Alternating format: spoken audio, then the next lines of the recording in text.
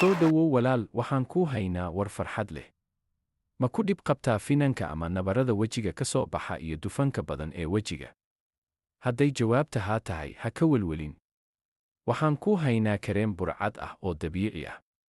Keliya dhowr habeen oo aad marsato wejigaaga waxaad arki doontaa isbeddel la yaab leh.